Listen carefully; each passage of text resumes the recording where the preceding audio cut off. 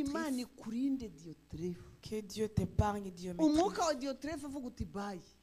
que tu puisses enlever et éviter l'esprit Imani de kurinde Dieu. umwuka wa Diotrephe aho ukora naho uba.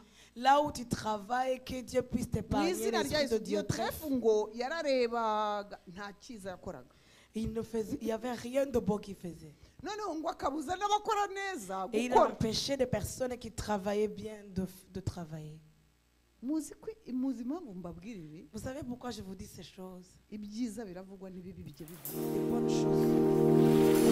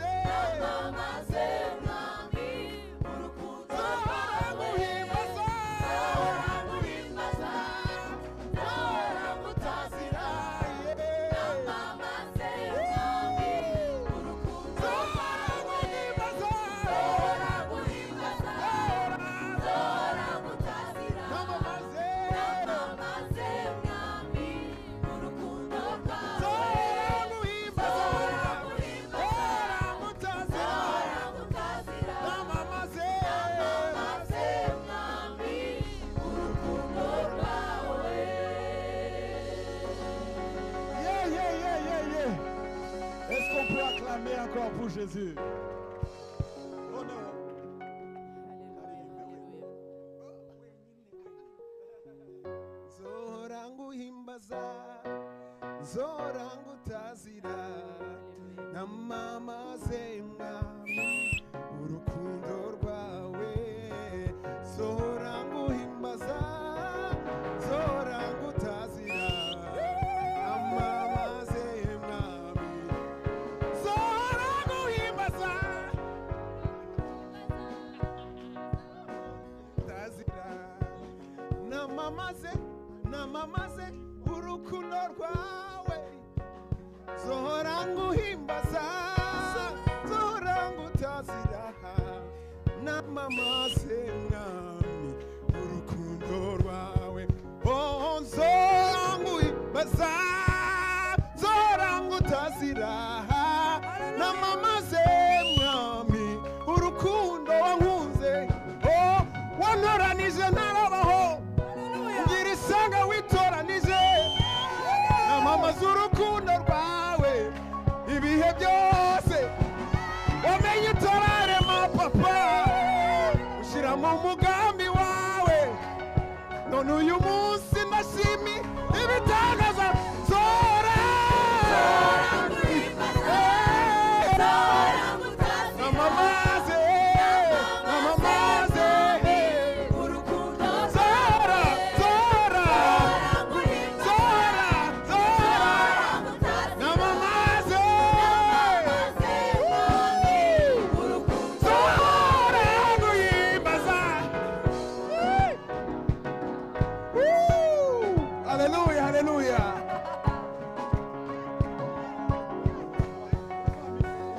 Zora nguhimbaza, zora ngutazira, na mama ze mwami urukundo rwawe.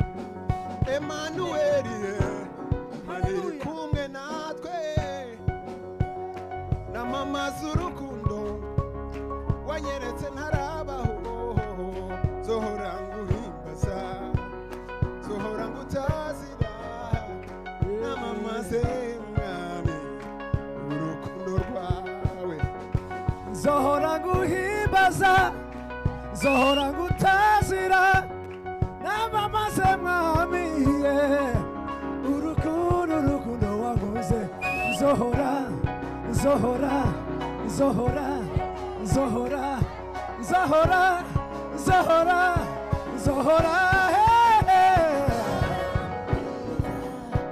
Zora ngutazira namamaze mwami urukundo rwawe Zora nguhimbaza Zora ngutazira namamaze mwami urukundo rwawe Zora nguhimbaza nzohora ngutazira namamaze mwami urukundo rwawe Zora nguhimbaza Zora ngutazira yeah yeah namamaze mwami urukundo rwawe Zora nguhimbaza Zora ngutazira namamaze mwami urukundo rwawe Zora nguhimbaza zama ngutambira tazira namamaze mwami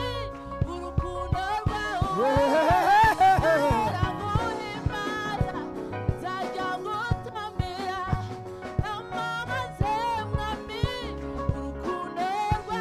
Zora zora nguhimbaza zora gutazira namamaze mami urukundo rwawe zora nguhimbaza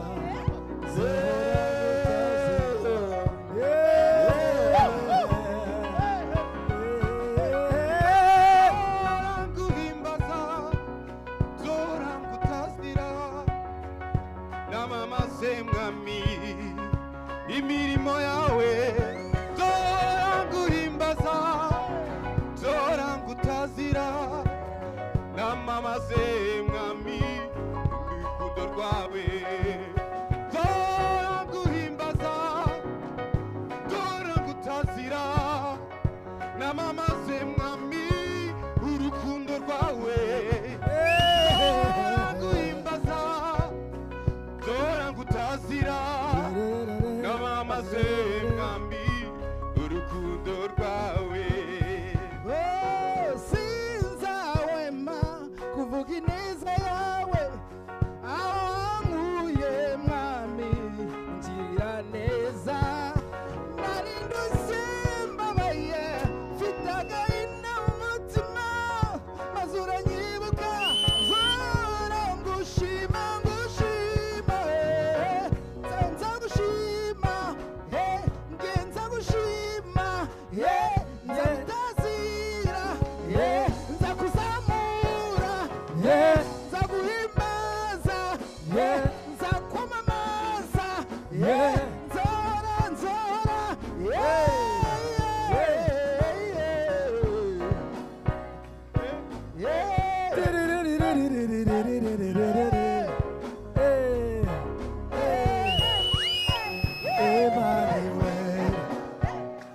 ububasha nyeri cyubahiro nyeri gaji mana zima mukunzi mwiza ejana Jehova let's go Zohora nguhimbaza Zohora ngutazira namamaze mwami urukundo rwawe Zohora nguhimbaza Zohora ngutazira namamaze mwami urukundo rwawe Zohora nguhimbaza Zohora ngutazira namamaze mwami urukundo rwawe Zohora nguhimbaza Zohora ngutazira namamaze mwami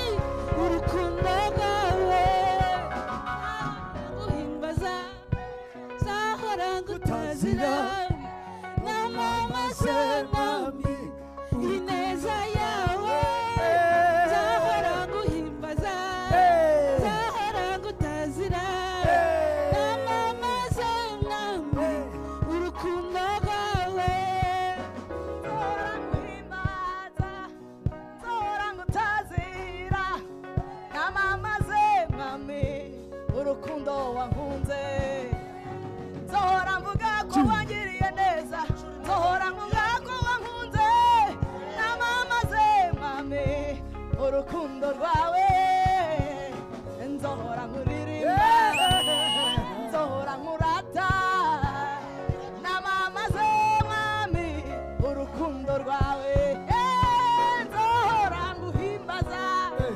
nzahora ngutazira namamaze mwami urukundo rwawe nzohora nguhimbaza nzohora ngutazira namamaze mwami Emmanuel nyirububasha Emmanuel nyirububasha nyiricubahiro erishanzi mana nziza mukunzi mwiza eshada Erohimu yobahire nzahora nguhimbaza nzahora ngutazira namamaze mwami iby'urukundo rwawe nzahora nguhimbaza nzakwamamaza hose namamaze mwami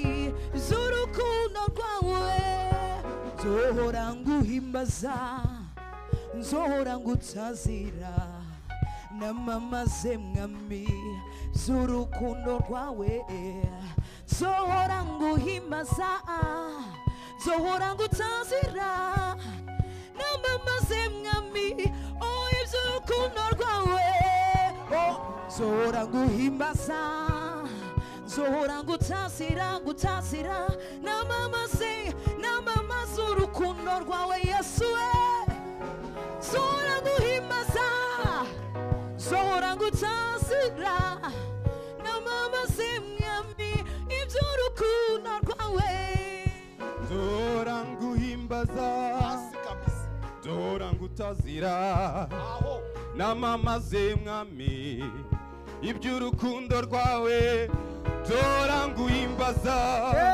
nzohora ngutazira namamaze mwami urukundo rwawe nzohora nguhimbaza nzohora ngutazira vuga imirimo yawe mwami wakoze mu buzima bwanjye nzohora nguhimbaza nzohora ngutazira namamaze mwami imirimo yawe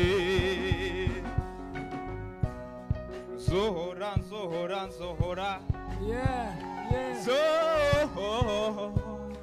Yeah, yeah, yeah. Zama mvuga kugira neza kwawe zama mvuga imbabazi zawe Yesu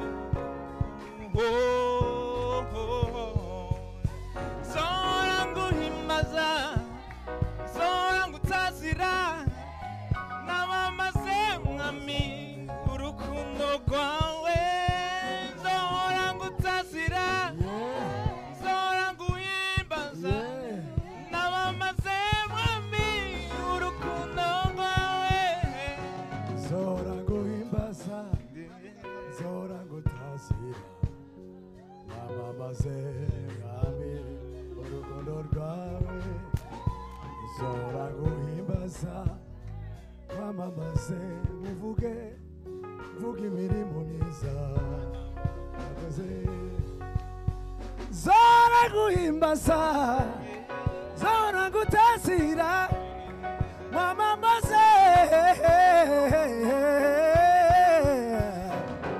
Zohora nguhimbaza namamaze nzahora nguhimbaza nzahora ngutazira namamaze mwami urukundo rwawe nzahora nguhimbaza nzahora ngutazira namamaze nzahora nguhimbaza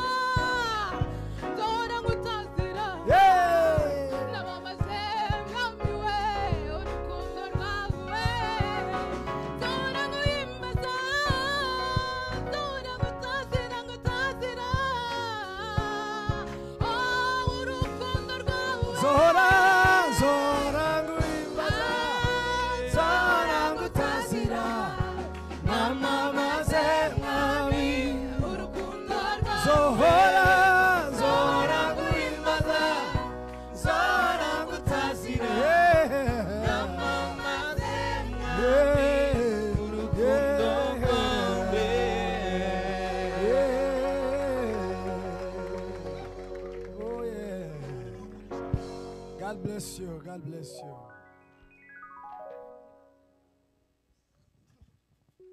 amashyi ku mwami yesu amashyi menshi menshi menshi menshi amashyi menshi menshi menshi ehe mbega amashyi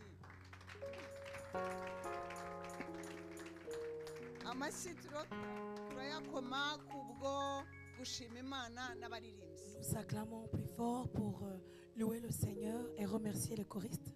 bakoze umurimo mwiza cyane. Ils ont fait un grand œuvre. bakoze umurimo mwiza cyane. Ils ont fait une grande œuvre. imana ishimwe cyane. Que notre Dieu soit loué. nongeye kubasuhuza mu izina rya yesu. Je vous salue encore dans le nom de Jésus. nejejwe no kuba hagati yanyu. Je me réjouis d'être au milieu de vous. nejejwe no kuvugira imana. Et je me réjouis de proclamer pour le kuvugira imana Seigneur. ndabikunda cyane. J'aime parler pour le Seigneur. gusa nyisaba ngo ujye umfasha mvuge ibiri ku mutima wawe. Je demande toujours à Dieu de parler selon ce qui est dans kuko son nemera cœur. yuko ijwi ry'imana rinyuze mu ijambo ry'imana ribohora kandi rikabohora burundu. Parce que j'accepte que tout ce qui vient de travers Jésus, Jésus-Christ et Dieu, cela va délivrer les gens. iyo dukinguye imitima yacu Quand on ouvre nos cœurs ijambo rikagwa mu mitima ikunze et que la parole tombe dans un cœur disponible, hari byinshi bikoreka. il y a beaucoup de choses qui byinshi s'accomplissent. birakoreka. Beaucoup s'accomplissent. ijambo ry'imana rirambwira ngo yesu iyo yabaga ariho avuga La parole de Dieu me dit quand Jésus ngo parlait, abantu barakiraga des gens guérissaient abadayimoni baragendaga. et les démons partaient. ntabwo tubabona baguruka On ne les voit pas s'envoler, ariko baragenda. mais ils partent. byanze bikunze Peu baragenda. importe, ils partent. iyo turiho twihana twicaye Quand on se répandit en tugafata offensive ingamba twicaye et on prend des décisions assises, tutamanitse amaboko sans pour autant lever nos mains, tutanavugije induru sans parler fort, hari umudayimoni uba utomoka. et il y a des démons qui partent. hari ikiba gikoreka. Il y a quelque chose qui ibyo se nibyo fait. bigiye gukorwa muri uyu C'est ce qui mugoroba va se faire mu izina rya dans le yesu. nom de Jésus. indirimbo zifite umwanya wazo, La louange a son temps, kuramya imana bifite umwanya wabyo, l'adoration a son temps. guterura imitima yacu Lever nos cœurs bakadushyira muri présence de et Dieu. nous place dans la présence de Dieu. ijambo ry'imana Et la parole de Dieu, ryaza rikagusaba attention. quand elle vient kuko demander kwizera l'attention, kuzanwa no kumva, parce que la foi devient en écoutant. kwizera kugukiza bizanwa no kumva, La foi qui guérit, elle vient kandi à si travers ce qu'on ukumva entend. ikintu icyo ari cyo cyose, Et c'est pas n'importe quoi ni qu'on entend. ukumva amakuru ya yesu, C'est entendre les ni nouvelles ukumva de Jésus. ijambo ry'imana. Entendre la parole de Dieu. kwizera bizanwa no kumva. La foi vient de ce qu'on entend. wumva hari igikoreka, Quand tu entends, il y a des choses qui ufata ingamba s'accomplissent. hari igikoreka. Quand tu prends les décisions, il y a des choses qui s'accomplissent. tutabibonye Sans qu'on le voie. nta n'uwabibonye, Personne ne le voit. ariko jya wizera hari igikoreka. Mais et la foi, il y a des choses yesu qui se yabwiye font. nikodemo Jésus a dit à ngo ubundi uko Nicodème, bimera iyo umuntu avutse ubwa kabiri, tel que ça se passe quand on est de nouveau. ni ibintu biba ntawe ubireba. C'est des choses qui se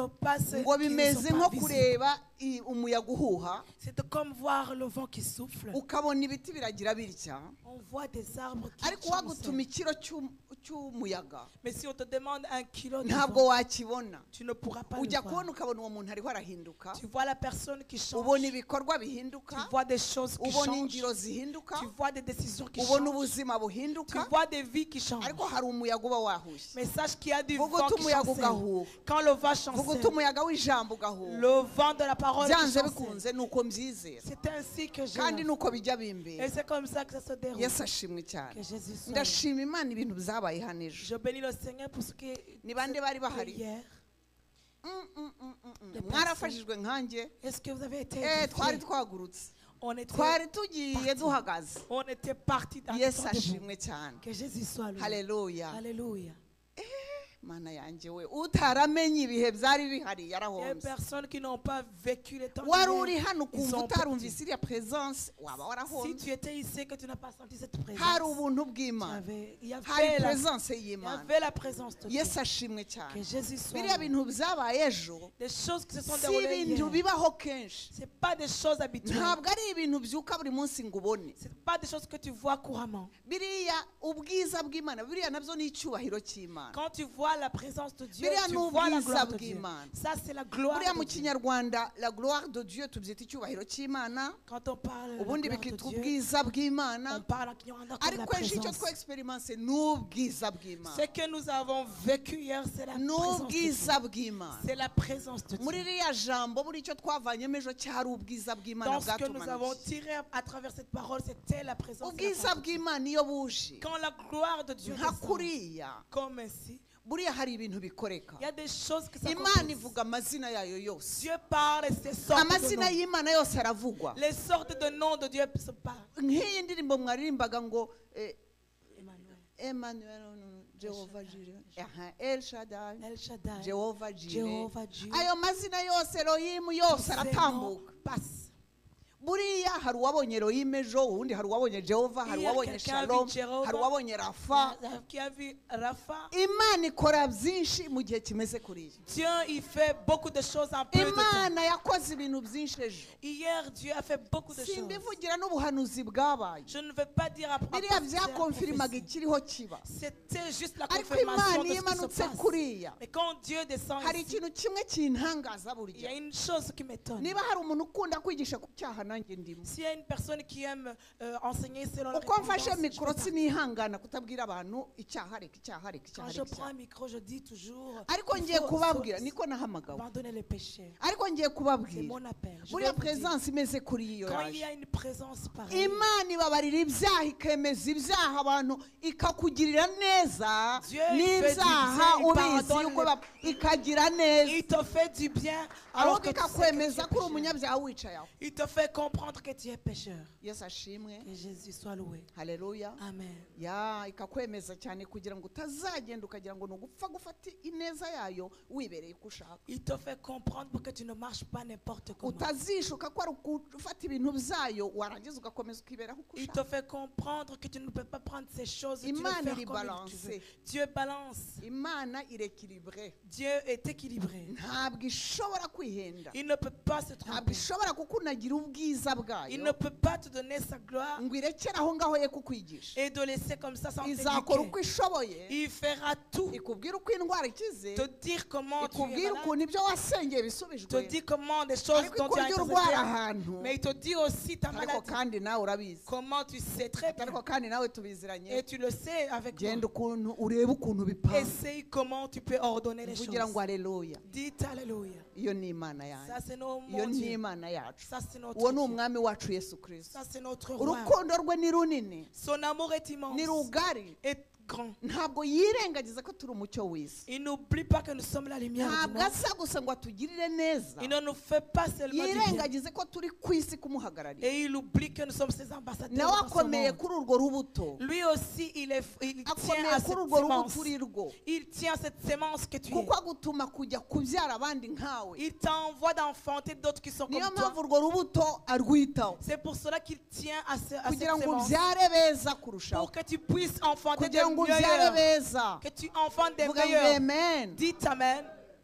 naho ubundi twarya byiza tugacaho, Sinon, on peut manger des bonnes choses et on part comme ça. ariko Imana irera. Mais notre Dieu est saint.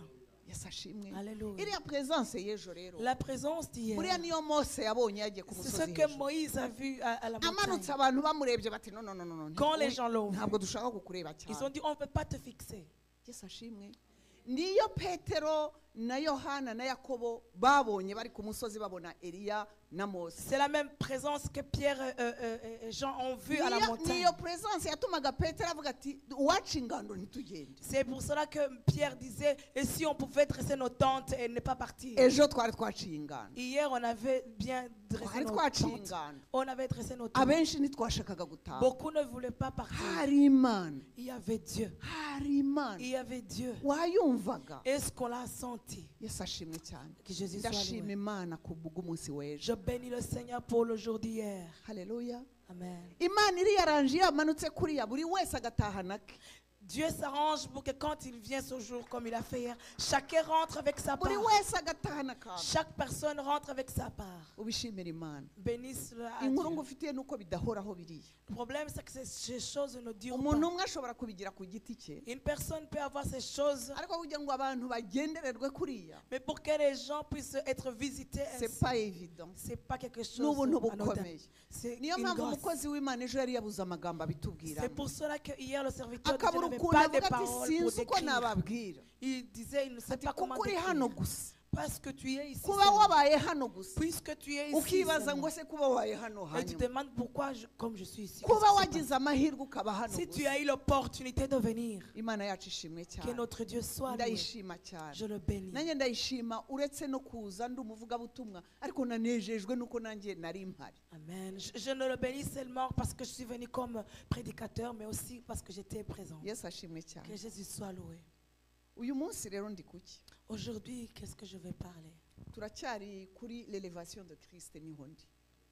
Turachari kuri l'élévation de Christ. Nous sommes en kuzamura élévation. Kristo, Élever Christ. kuzamura Kristo. Élever Christ. bwira mugenzi wawe ngo kuzamura Kristo, Dis à la personne qui est à côté de toi, élever Christ. kuzamura Kristo, Élever Christ. kumuzamura mu mutima wawe, Élever Christ dans ton cœur. kuzamura Yesu mu byo ukora, L'élever dans ce que tu fais. kumuzamura mu byo uvuga, L'élever dans ta manière de kumushyira parler. imbere mu byo uri byo, L'élever dans ce que tu kumuha es. umwanya wa mbere, Tu lui donnes le premier kumuha temps. umwanya Tu w'icyubahiro. lui donnes la première place Aho niho d'honneur. turi, C'est là où nous uyu sommes. munsi niho turi, C'est aujourd'hui où nous sommes. kumuha umwanya wa mbere. Lui donner un premier temps. Imana yacu ishimwe Que cyane, Jésus soit loué.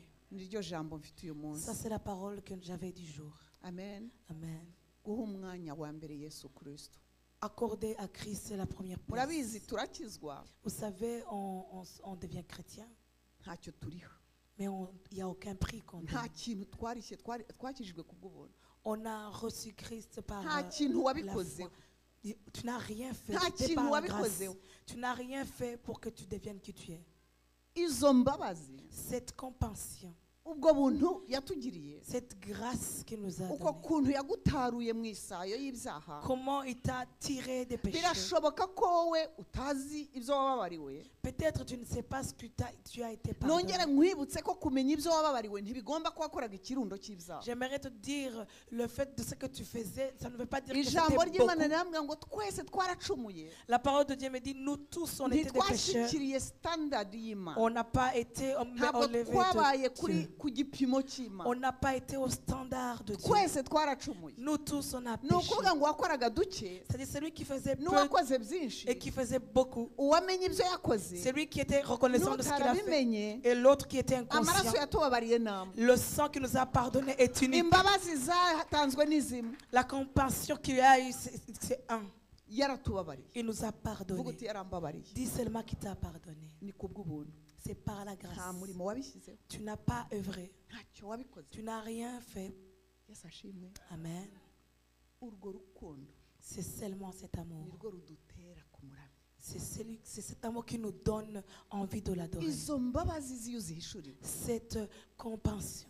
nibyo bigutera kumukorera. C'est ce qui te pousse à œuvrer pour lui. Iyo utangiye kumumenya, Quand tu commences à iyo connaître utangiye qui il est, kugendana nawe, quand tu commences à marcher avec lui, bisaba kuzamura. ça te demande de Atangira remonter. kukwigisha rero kumuha icyubahiro. Il commence à t'apprendre comment l'honorer.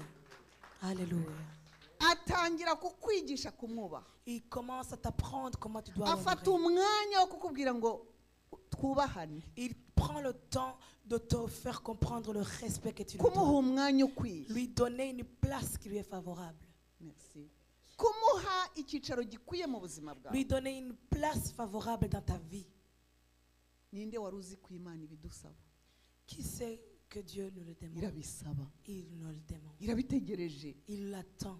Ntabwo amategeko yavuga gusa ngo wubahe so na nyoko kugira ngo ubone ukuramira muri iyi si. No, nayo niyo kubahwa. Ces lois nous disent seulement qu'il faut honorer Niyo les parents. guhabwa Et lui icyubahiro. aussi, il mérite la gloire. Yo ubwayo yarivugiye ngo icyubahiro cyanjye ngikomeyeho, ntabwo Lui-même, il a nzagisangira n'umuntu. déclaré qu'il tient à son honneur. Il ne va jamais le partager avec n'importe qui. Icyo cyubahiro Imana igikomeyeho.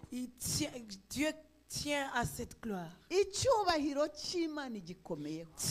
Dieu tient à sa gloire.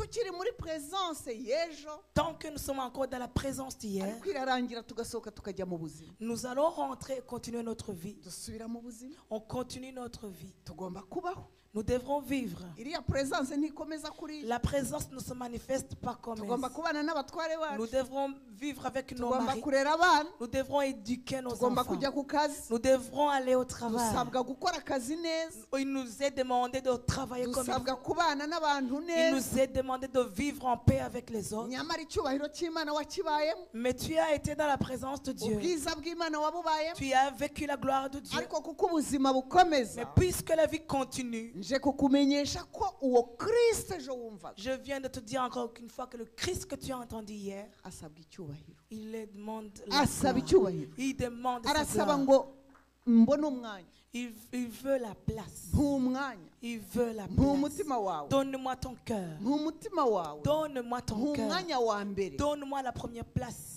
yesu ashimwe Que cyane Jésus soit loué. muri ibi ngibi nta mashyi menshi abamo Dans ndabizi. ces choses, il n'y a pas beaucoup d'acclamation. iyo bigeze aho nta mashyi menshi Quand il arrive ce genre de temps, il n'y a pas d'acclamation. quand il s'agit yo kuvuga ngo moi je donne yampereye ubuntu ariko nanjye je donne Quand il s'agit de dire il m'a donné par la grâce ntabwo et moi tugura je dois donner. On ne marchande ntabwo pas. tugura Il n'y a pas de ariko muri marchandage. ubu buzima Mais dans cette vie, umuntu wakugiriye neza uba la reconnaissant quand même. personne qui t'a fait du bien, tu lui es reconnaissant. ibyo dukorera umwami wacu Ce que nous faisons pour notre roi, icyubahiro duha umwami ce wacu que nous devrons comme gloire à lui donner, non seulement aragisaba non seulement il le ariko demande, natwe umutima wacu na mwuka wera tubwira ko turabimukwiriye mais birakwiye l'Esprit de Dieu qui est en nous nous dit arabikwiye de lui donner cela parce qu'il le mérite. akwiriye Il icyubahiro mérite la gloire. akwiriye Il amashimwe mérite les akwiriye acclamations. ikuzo Mérite la akwiriye gloire. gukomerwa Il amashyi mérite les acclamations. oh musabire amashyi buri kanya Il mérite les acclamations. arakwiye Alléluia. yesu ashimwe Que Jésus soit loué. ejo twari mu munyenga we Et hier, on était dans l'ambiance n'ubu de Dieu. dukomeza ariko Nous ndababwira ko continuons dans burya la même ambiance. bategereje Mais je vous dis qu'il vous attend. namenye imana insaba kuyubaha J'ai connu Dieu en me disant de lui mfate honorer. mikoro sawa Que je prenne un micro, ok. ninshaka nigishe bibe byiza ok Si je prêche et que ça soit bon, c'est bien. ariko ndabikora kugira ngo ahabwe ikuzo n'icyubahiro Mais je le fais pour qu'il puisse recevoir mbikore la kugira gloire. ngo ahabwe icyubahiro Fais-le pour qu'il reçoive la gloire. mbikore kugira ngo ashyirwe hejuru Je le fais pour qu'il puisse être mbikore élevé. kugira ngo izina rye rigaragare Je le fais pour que son nom puisse être aho niho révélé. yohana duhiga C'est là où Jean nous... iyo tugiye kuri pulpiti twe Quand on... abakozi b'imana twe bubu Nous, les serviteurs de Dieu hari igihe actuels, abakristo ushobora kubabaza ati mwiza icyo ati nabonye pasiteri parfois tu demandes aux chrétiens qu'est-ce que tu as appris. Ah, mais j'ai vu le pasteur. no Oh yeah. sigarana yesu wibagirwe pasiteri Garde Christ et oublie le sigarana pasteur. yesu wibagirwe pasiteri Garde Jésus et tu oublies le pasiteri ahari pasteur. igihe gito Le pasteur est là pour un temps pasiteri d'erreur. ashobora kwimurwa akajya ahandi Le pasteur peut déménager et aller ailleurs. icyo duhamagarirwa Et ce qu'il nous est demandé, il faut qu'il croise que nous diminuions nous croyons birakwiye ko ashyirwa hejuru il est digne qu'il soit élevé. birakwiye ko ari we ugaragara Il est digne que ce soit lui qui birakwiriye est ko ari we visible. uvugwa Il est digne que ce soit qui birakwiriye doit ko ari we proclamer. ushyirwa imbere Il est digne que ce soit qui Twebwe est placé tukabura. devant et que nous soyons diminués. imana itubabarire Que cyane Dieu nous pardonne. kuko uyu munsi Parce qu'aujourd'hui, cyane twese abakorera imana nous tous, ceux qui servent le siko Seigneur, twese dufite iyo ndwara ariko c'est pas tel que nous avons ariko la mpagaze maladie. nkubwira ngo imana izayikurinde Mais je te dis que Dieu t'épargne ce mbonye genre de icyubahiro maladie. cy'imana kimara abantu Je vois la gloire de Dieu qui est en train de faire mbonye périr icyubahiro beaucoup. cy'imana kukiba bisenya abantu Je vois les gens qui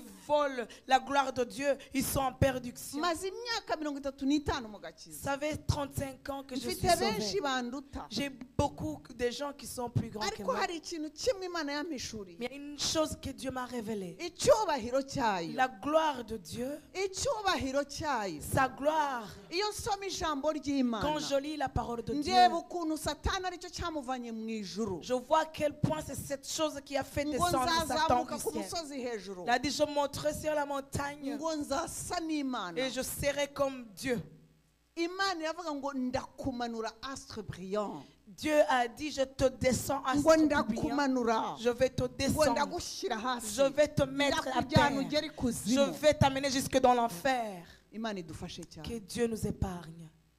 kwishyira hejuru nibyo byavanye satani mu mwanya yari yarahawe. Se mettre dans la gloire de Dieu, c'est ce qui a fait descendre le diable dans la place où il était. Ninde unyumva? Est-ce que quelqu'un m'entend? Icyubahiro cy'Imana. La gloire de Dieu. Iyo nsoma ijambo ry'Imana riri clair yuko gushaka gusa n'Imana, gushaka gufata umwanya w'Imana, c'est dangereux.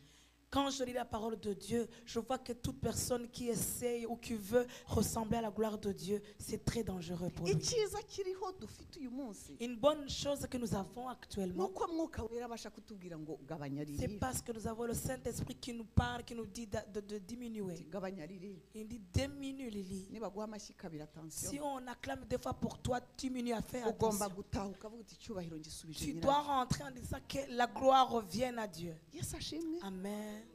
Imana ikomeye ku cyubahiro cyayo, Dieu, il tient à sa gloire. kubera ko yaturemye ngo tuyiheshe ikuzo n'icyubahiro. Parce qu'il nous a créés pour que nous puissions lui le Mu rendre. kuri tubereyeho kugira ngo tuyigaragaze. En vérité, nous vivons pour que nous puissions le faire Tubayeho kugira ngo muri manifester. domene zitandukanye tugaragaze icyubahiro cyayo. Nous vivons pour que nous puissions montrer Dieu dans toutes sortes de domaines. Haleluya. Amen. Nta kindi ubereyeho, nta kindi Il n'y a mbereyeho. aucune autre raison de ta vie ou de la mienne. Niba hari uburyo nshobora kugaragaza icyubahiro cy'Imana S'il y a une manière que je peux manifester la gloire de Dieu muri domene zitandukanye dans les z'izo mbamo, divers domaines de la vie quotidienne, mwuka wera hari ngo abimfashe. le Saint-Esprit est là pour me l'aider. Yohana umubatiza rero nicyo yadufashije. Jean-Baptiste, c'est ce qu'il nous a. Buriya ntimugire ngo uriya mugabo ntiyatsinze. Ne me dis pas que cet homme n'a Uriya pas mugabo yakoze réussi. ibintu Cet homme, il a fait de grandes choses.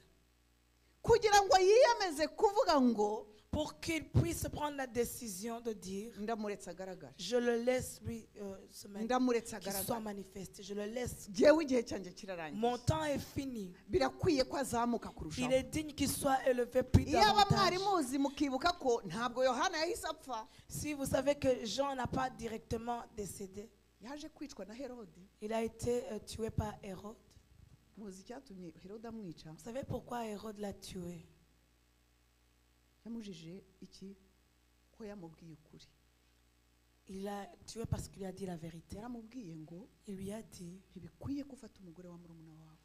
il n'est pas digne que tu prennes en otage la femme de Yohana yari ton akivuga frère. ukuri kw'Imana. Jean parlait encore de la vérité. de Yohana Dieu. yari akivuga ukuri kw'Imana. Jean parlait encore de la Nubwo vérité yaje de Dieu. gutegurira umuntu ukomeye nawe wari uriho akora, Même s'il est précédé une personne qui était grand, ariko ntiyaryaga indimi. mais il n'avait pas Yari de akivuga langue. ukuri. Il disait la Mwene vérité. data jya uvuga ukuri. Cher ami, parle la vérité. Jya uvuga ukuri Dis la iyo vérité. bihawe. À chaque fois quand tu as Kuri l'occasion. mwene so vuga ukuri ye kurimbuka. À propos de ton ami ou de ton Kunda frère, mwene dis-lui so la vérité. umubwire ukuri mu rukundo. Aime-lui et parle-lui avec Ariko amour. wituma arimbuka. Mais ne fais pas en sorte qu'il soit Wituma perdu. umuntu arimbuka. Ne fais pas en sorte qu'il Ni parte we dans la wahawe perdition. kumenya uko ameze. C'est toi qui as eu l'occasion de cerner comment il est. Abandi batanu babana nawe wenda ntibazi ko ari uko ameze. D'autres 5 personnes ne savent pas que c'est comme ça qu'il Wowe est. uzi ko ameze atyo. Toi qui sais qu'il est comme ça, We wagira ubuntu bwo kumenya ko wa mwene se ameze atyo. toi tu as eu la grâce de cerner comment il est. Kuki utasaba Imana ngo mbwira uburyo namubwira ikiba ariho akora? Pourquoi tu ne demandes à Dieu comment il peut te donner Yohana le moyen yari de lui umugabo dire qu'il fait w'Imana. de mauvaises choses. Jean, c'était un homme de Kujya Dieu. kubwira umugabo ukomeye umwami Herode Affronter le roi Hérode, lui dire la vérité. ngo ibintu ukora si byo. Que des choses que tu fais ne sont Ntabwo pas ari bonnes. zo. Ce n'est pas bon. Ararakara Herode. Et il était fâché, le roi Hérode. Aravuga ngo Il s'est dit nibakora inkera bakora umunsi mukuru. qu'il fasse une fête. Hanyuma abwira umugore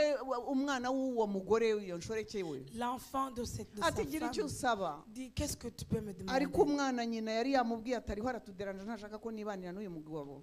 Et la maman a dit à l'enfant, il est en train de nous déranger, il ne veut pas que je vive Ati avec usabe cet homme. igihanga cye. Demande qu'on te donne sa crâne. Ariko murumva ibyo bintu?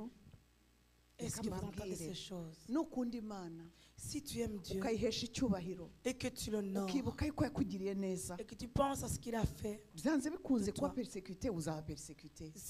que tu le veuilles ou pas, tu Hari seras abazakwanga persécuté. kuko ubabwiye Il ukuri. y a des personnes qui vont refuser parce que tu as dit la vérité. Hari abandi bazaca bugufi kuko bashaka ijuru ahubwo bakubwire batura umwana mwiza. Il y a d'autres personnes qui vont s'humilier parce que tu as dit la vérité. Kuko que tu es inkovu une bonne pensée. z'urukundo ni ukuri. Amen. Parce que les cicatrices de l'amour, c'est la vérité. inkovu z'urukundo ni ukuri. Les cicatrices de l'amour, c'est la vérité. mvugira ngo amen. Dites-moi Amen. yesu ashimwe Que cyane. Jésus soit loué. twavugaga icyubahiro On cy'imana. parlait de la gloire de Dieu. twavugaga ko ubuzima bwacu buhesha imana On icyubahiro. parlait pour que nos vies puissent honorer Dieu. yesu ashimwe cyane. Amen. ijambo ry'imana ryarambwiye La parole de Dieu m'a dit, ngo umugabo witwa nebukadineza un homme qui s'appelait Nebuchadnezzar, yibwiye yuko ubutware bw'ibihugu 10 ngo ni ubwe. il s'est dit que la royauté des 10 pays lui appartient. yirengagiza ko ari imana imutije gato kuhayobora. Il a oublié que c'est Dieu qui lui prêtait un peu de temps pour qu'il puisse régner. ijambo ry'imana ryarambwiye ngo La parole de Dieu m'a dit, imana yaramanutse muha isomo. Dieu est descendu, il faut le lire. kuki mbabwira ibi? Pourquoi je vous dis ces ejo choses? twagize ibihe byiza. Hier, nous avons eu des bons moments. ejo twagize ibihe byiza. Hier, nous avons eu des bons moments. nibajije ni umuntu wese wabaye muri ibi bihe Je me suis demandé, chaque personne qui a vécu ces temps, niho navanye iyi nkuru. c'est là où j'ai Mwami. appris le roi, mwami yesu notre roi Jésus, udufashe aide-nous. kuko ibi bihe turaza gusohoka duhure n'ubuzima. Parce que ces choses, ils sont là, mais nous allons quand même partir. turajya hanze duhure n'imvura. Nous allons partir, nous verrons, il y aura la pluie. turajya hanze duhure n'umwenda. Nous allons croiser les dettes. turajya hanze duhure n'abatubwira nabi. Nous allons croiser des personnes qui nous parlent mal. turasohoka twibuke yuko dufite abandi bantu barwaye bataje aha. Nous allons partir et en même temps penser aux personnes qui ne sont pas venues ici en étant malades. turabaho dute?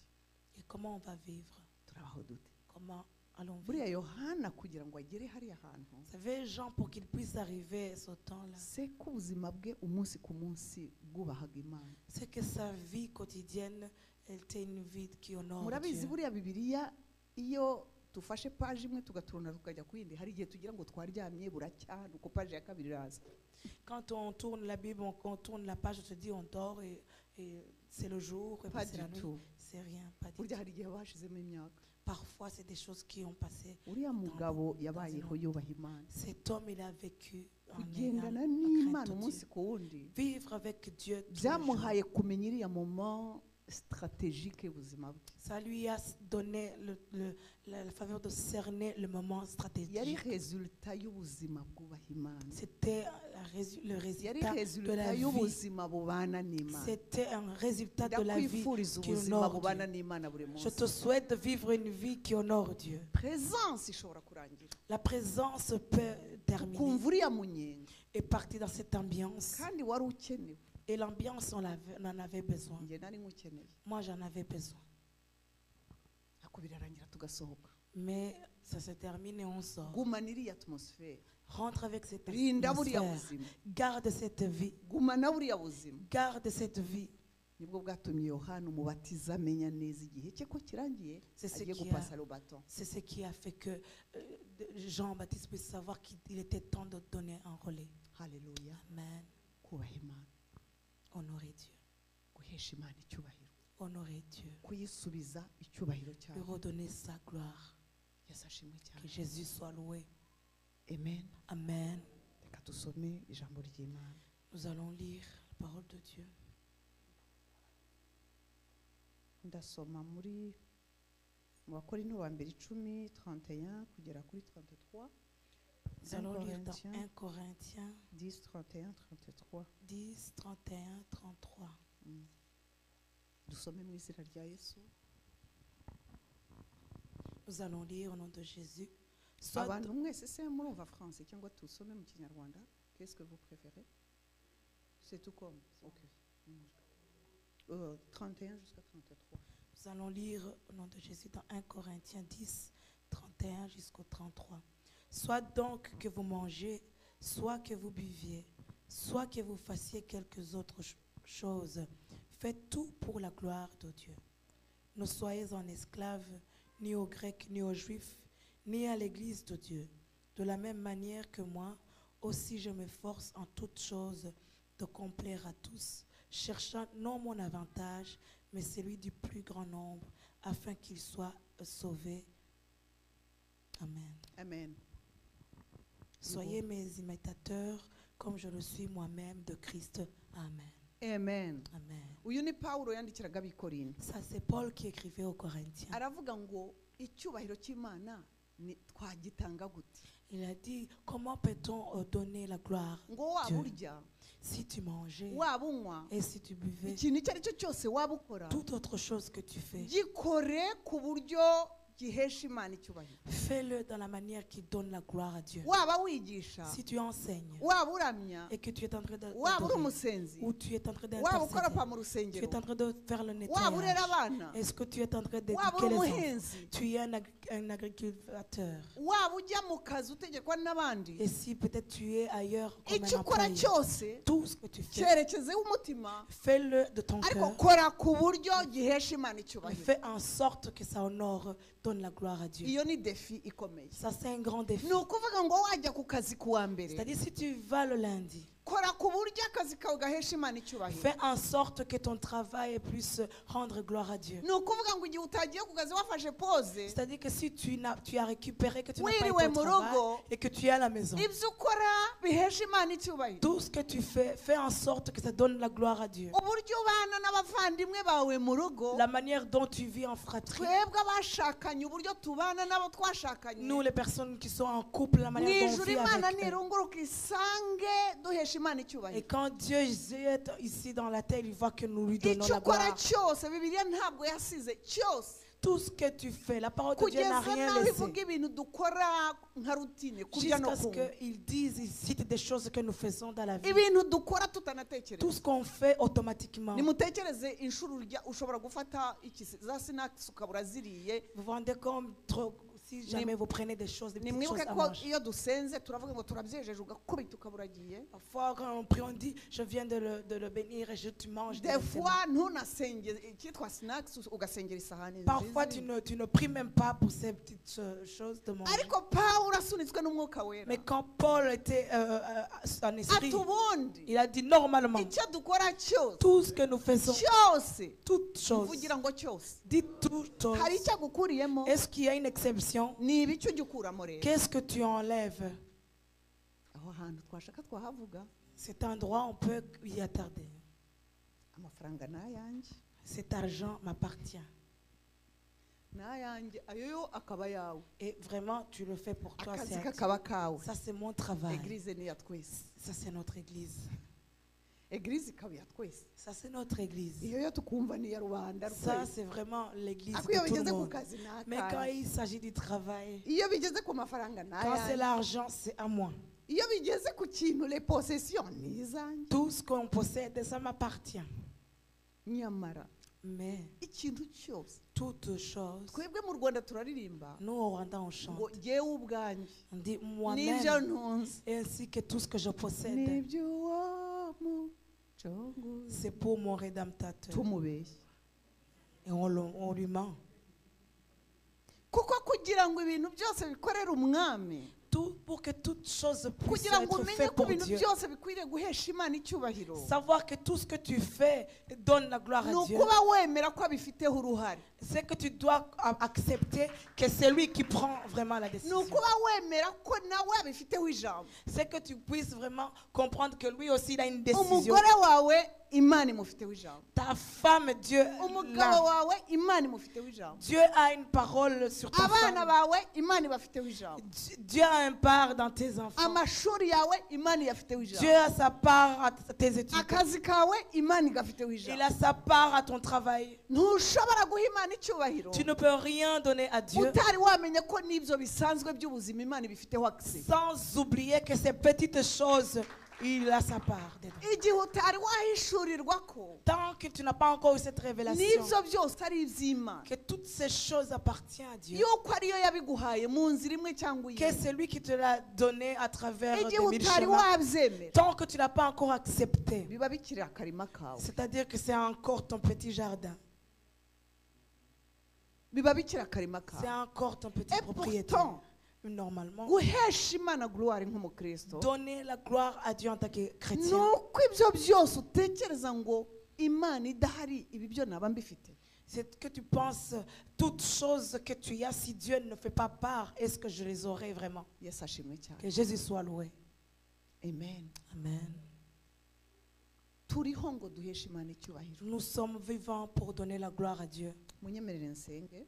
Acceptez pour que je mana prie. data mu izina rya yesu Dieu, dans le ndagushimiye nom de Jésus-Christ, je te ngushimiye bénis. kuri imana Je te bénis parce ngushimiye que tu kugira es. neza Je te bénis pour tes ngushimiye mwuka bienveillances. wera kuri Je te hano bénis pour que le mwuka wera Saint-Esprit est ahambura ici. imitima y'abantu Le mwuka wera Saint-Esprit akiza imitima vient yarwaye guérir les cœurs mwuka malades. wera ababarira mwami imitima Viens iri hano pardonner les cœurs mwuka wera paralysés. atanga ihumure L'Esprit mwuka wera Saint vient wigishe donner la compassion. mwuka wera Viens wigishe apprendre. mwuka aux wera gens. wigishe Viens mwuka wera apprendre. aux waravuze gens. ngo nzabigisha L'Esprit le dit, mbereke va nous inzira munyura instruire, va nous kandi montrer le ijisho chemin ryanjye à suivre. rizabagumaho Ton œil ne va muri aka jamais nous kanya quitter. dukeneye wowe Dans ce temps, Seigneur, ngo nous avons besoin de usobanure toi amagambo pour que tu puisses usobanure expliquer. icyo wifuza Viens expliquer ce que usobanure tu veux. ubushake bw'ijuru Viens expliquer ta mu volonté buzima du bwacu ciel dans nos vies. uyu munsi Aujourd'hui, uyu munsi aujourd'hui, au nom de Jésus dans le nom de Jésus. amen Amen. yesu ashimwe cyane Que Jésus soit loué.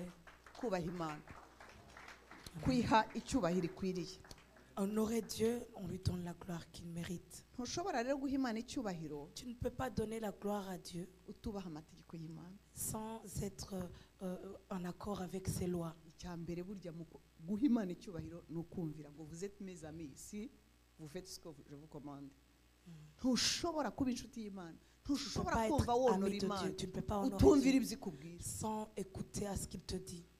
icyo nicyo cya mbere kitureba twese Ça, c'est la première chose qui nous concerne, twese nous tous.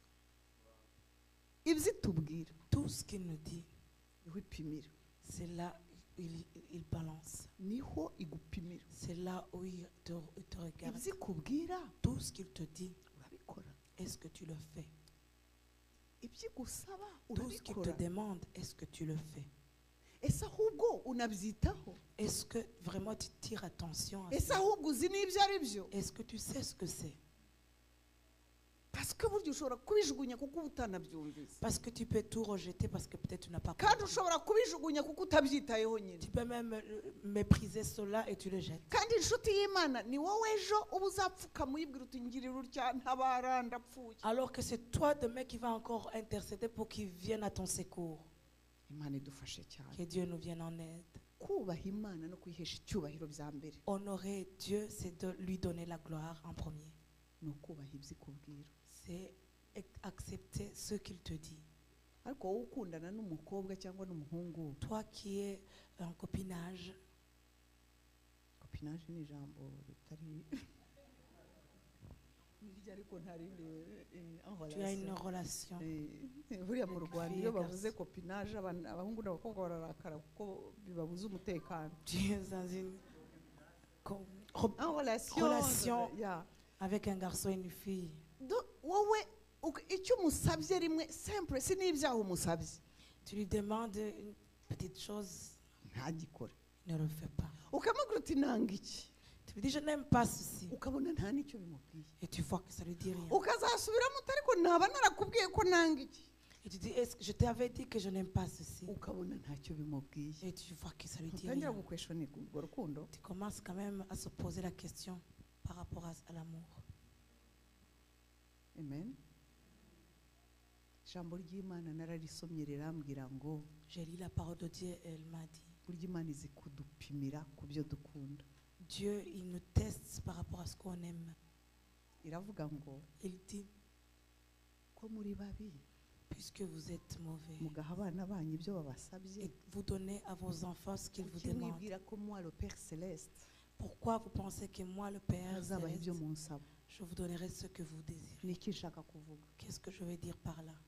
idupimira ku bintu by'isi Il nous teste pour dans les choses de ce monde. iyo mu rukundo rwawe n'umuntu usanzwe mubana udashobora kwihanganira ibyo wamubwiye ko atabyubaha Si dans la relation avec la personne avec qui tu vis, tu ne peux pas supporter ce qu'il t'a dit, qu'il ne bijye l'honore biguha pas, kumenya ko n'imana irababara yesu arababara iyo abona akubwira ngo sinkunda iki akabona urongeye c'est ainsi que Jésus, ça lui fait mal au cœur. Quand il te voit, il te dit des choses et tu ne le fais pas.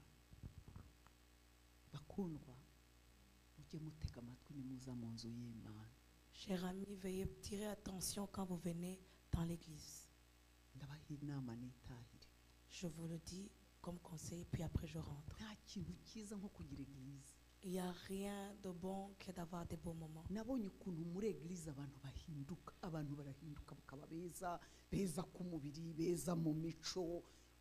Eglise ni nziza. J'ai vu comment l'église est bonne. Quand les gens viennent, on les voit, ils sont Itorero bons, ils changent. ntacyo mwaringanya. L'église, il n'y a rien qui est comparable. Rigira neza abantu. Il fait des bonnes. Il riha abantu transforme amahirwe les batari gens. kuzabona bari hanze yaryo. Il donne l'opportunité aux personnes qui n'auront pas. Yes, n'auront ibi jamais nabibahamiriza. dehors. Ça, je peux le témoigner. Ariko ntabwo ari ahantu tuza muri tourisme. Mais ce n'est pas un endroit où tu viens en tant que touriste. Tuza kumva Imana. Nous venons écouter Dieu. Tuza kumva amabwiriza Nous y'Imana. venons écouter ses lois. Tuza kumva icyo Imana ishaka. Nous venons écouter ce Mu qu'il gitondo veut. jya wiyuhagira uvuga uti ngiye kuyumva. Au matin, lave-toi, tu dis je Ngiye viens kumva écouter ce qu'il veut. ibyivuga. Je vais écouter ce qu'il a à me dire. Uzasanga wumva neza ibyivuga. Tu verras que tu écouteras bien Kuko ce qu'il wazanye te dit. umutima wo kumva ibyivuga. Parce que tu es venu avec un cœur qui a soif de Uzasanga savoir ce qu'il ivuga dit. ibyo wari ukeneye. Tu verras qu'il va dire des choses que tu attendais. Uzahabwa imbaraga zo kubikora. Tu auras la puissance de pouvoir l'honorer.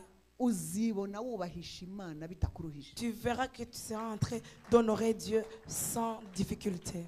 Amasaha yacu ni make, reka nsoma kandi kamwe. Je vais Pastor. lire encore un petit passage. Nibagiwe. Reka dusome dukore illustration y'ibyo ndiho mvuga. On va faire une illustration de ce que je suis en train de dire. Troisième épître de Jean, Troisième épître de Jean, verset 1. Verset ya mbere.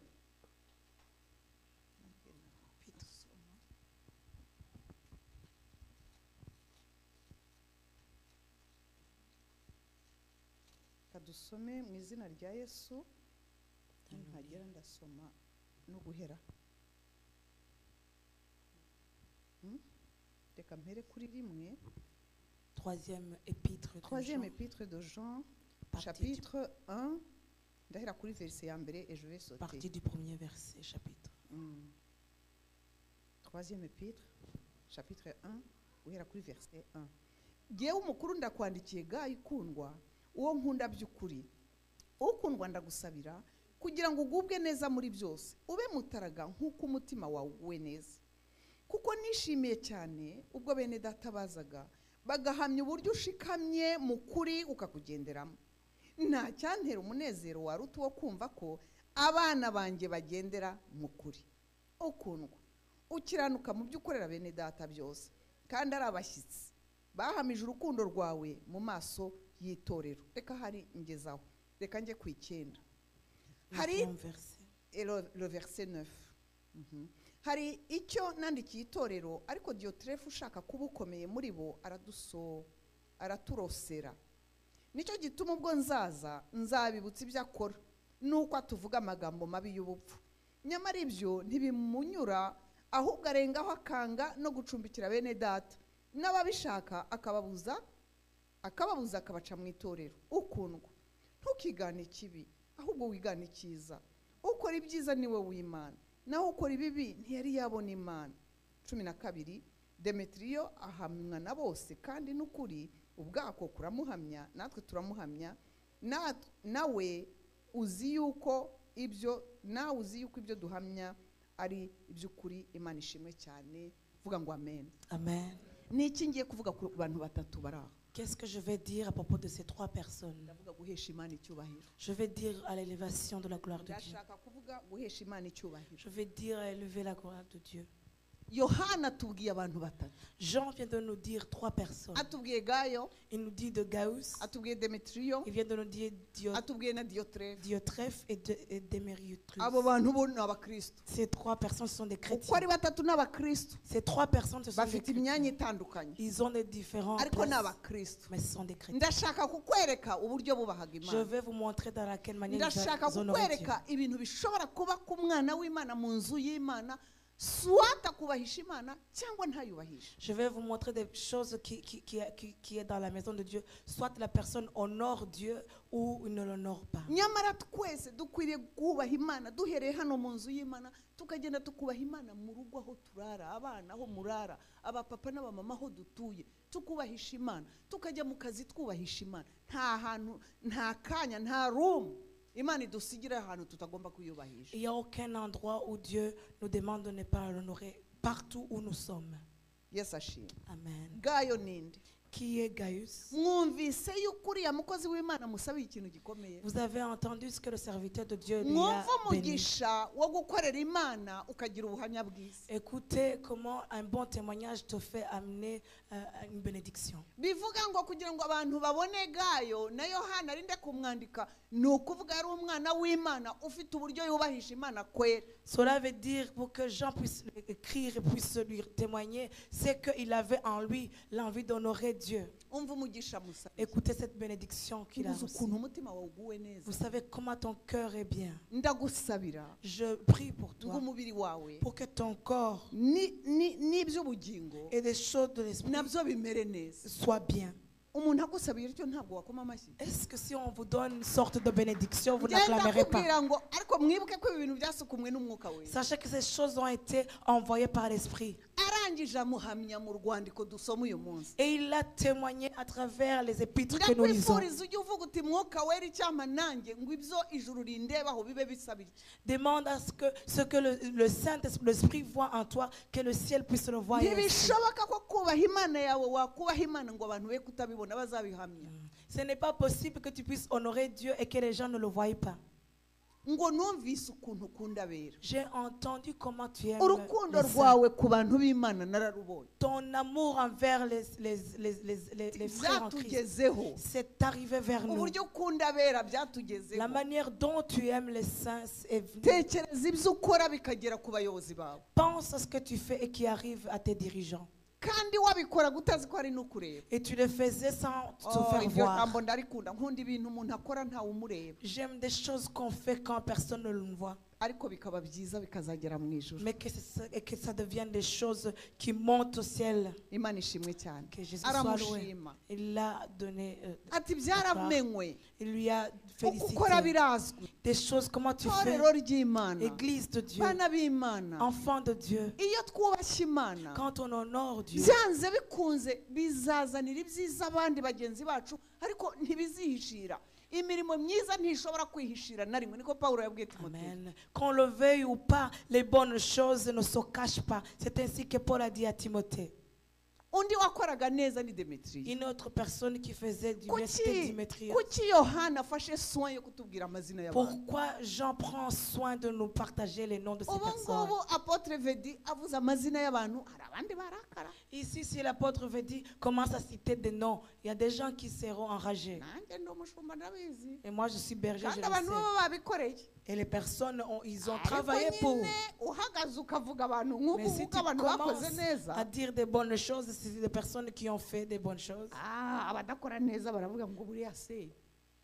Des personnes qui ne font pas des bonnes choses. Nibo ba mbere. Et alors? Kandi ukora neza akwiriye gushima. Mais la personne qui fait du bien mérite des approbations. Ariko burya mu bakristo mwavuga ngo uko umushumba yabuze ubwenge.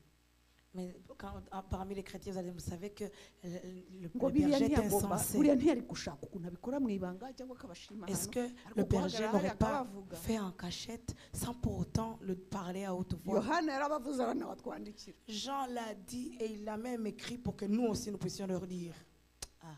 Hari ako mufashemo. Est-ce que vous avez saisi? Imana ibahe umugisha. Que Dieu vous bénisse.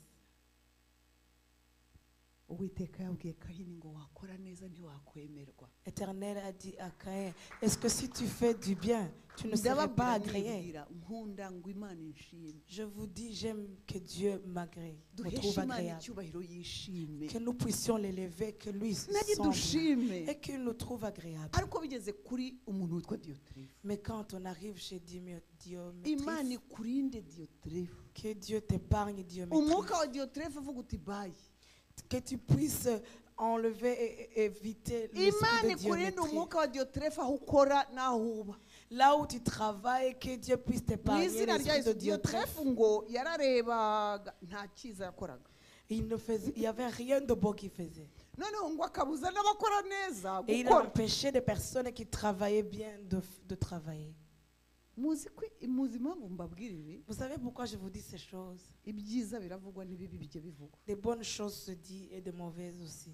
ejo twagize ibihe byiza Hier, nous avons eu des bons moments. ndabigarukaho ejo twagize ibihe Je byiza reviens encore une fois. umva Nous buri avons eu muntu des wese bons moments. yatwaye ikintu cye Toute personne a pris sa part hier. ariko hariya imbere Mais là, devant, haradutegereje ça nous attend. ngo turinde icyo twafashe Pour voir si nous allons garder ce que nous avons ntukabe saisi. diyoterefe mu nzu Ne y'imana sois pas Dieu trèfle dans la ntukabe maison. diyoterefe mu rugo rwawe Ne sois pas Dieu trèfle dans ta ntukabe maison. diyoterefe mu kazi ukora Ne sois pas Dieu trèfle à ntukabe ton diyoterefe travail. ku ishuri Ne sois pas Dieu trèfle à l'école. umuntu ugandisha abandi Une personne qui attarde les umuntu autres. udakora neza kandi akabuza n'abandi gukora Une neza personne qui ne travaille pas et qui empêche les autres de travailler comme il faut. nimutekereze ko umwuka wera yabyanditse Pensez que l'Esprit s'est accepté bikubwira ngo qu'on écrit. umwuka wera aza abakora neza n'abakora nabi Cela peut te dire que l'Esprit connaît ceux qui font mu du izina bien et du rya mal. yesu Au nom de Jésus, twiyemeze que nous puissions prendre la décision dukore neza et travailler bien. nsoje mbabwira Je clôture en vous disant, amasaha yagiye parce que les heures passent, nsoje mbabwira je clôture en disant, byose ndabyemerewe tout m'est permis, ariko siko byose bingira umumaro mais tout ne.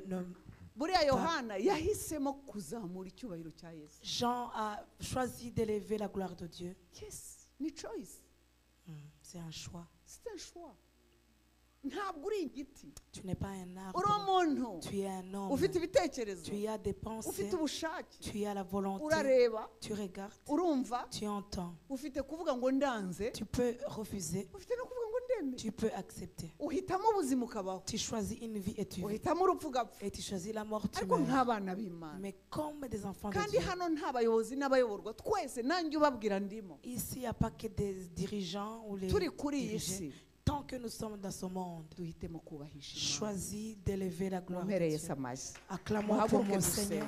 Nous allons prier. muhaguruke dusenge Nous allons nous lever pour prier. mana data mu izina rya yesu twari Dieu, tukiri imbere yawe nous sommes encore devant toi. turashima Nous, ijambo nous ryawe remercions ta parole. turagushimira guhumekera mu ijambo Nous remercions d'avoir Uri Imana inspiré cette ihugura. parole. Tu es un Dieu uri qui imana yigisha uri instruit, imana itanga qui umucyo corrige. Tu es un Dieu uri qui donne imana la ishaka lumière. icyubahiro Tu es un Dieu qui veut la gloire. wowe ubwawe waravuze ngo ntushaka gusangira icyubahiro n'umwana Toi-même, w'umuntu tu l'as dit que tu veux ndasenga ngo guhera uyu partager munsi la mwami gloire de toi, Seigneur. udufashe Que tu puisses nous Dufashe. aider à partir d'aujourd'hui. ibyo dukora byose Tout ce que nous faisons, bitoya peu, binini des grands, twibaze ninde utahana que icyubahiro nous puissions nous poser la question qui rentre avec ese cette iyo gloire. dushyira imbaraga mu byo dukora Est-ce que quand on met la force dans ce que nous ninde faisons, duhesha icyubahiro à qui on doit ninde la gloire, tubikorera à qui on le ninde fait, dushaka ko ashima à qui on veut qu'il nyamara soit ndagusaba approprié. mwami Père, nous te demandons umuntu wese uri que hano toute personne quel qui que est soit sur lieu, domaine akoramo peu importe la quel que domaine, soit imirimo itandukanye peu afite importe les œuvres qu'il reka buri fait, kintu cyose kiguhesha que icyubahiro chaque chose reka t'honore. duhitemo kuguhesha Nous icyubahiro choisissons, Seigneur, à duhitemo t'honorer, kukweleva que nous choisissons duhitemo à te lever, kukuzamura que nous choisissons, duhitemo Seigneur, à kugushyira te kuri mettre au-dessus, spotlight qu'on te aba met, ari wowe Seigneur, au ugaragara centre, et que twebwe c'est toi qui tubure sois visible, twebwe tubure que nous soyons ujya minimes, ahabona pour que toi tu abatureba sois babone élevé. wowe Les personnes ababona qui nous imirimo voient te yacu voient. babone Quand wowe ils voient nos abumva œuvres, ils te tuvuga voient. babone Quand wowe ils n'entendent, la uri manière dont on parle, umwami ils te voient. mwiza Dans le shyirwa nom de hejuru umwami yesu Sois élevé, komerwa amashyi Jésus. mwami Sois wanjye acclamé, Jésus. mwami turabyiyemeje Nous ubidushoboze Prenons la mwuka wera décision. au nom Viens, de Jésus Saint-Esprit, nous rendre capables. yesu abampera Que umugisha mwinshi Jésus vous bénisse. amen amen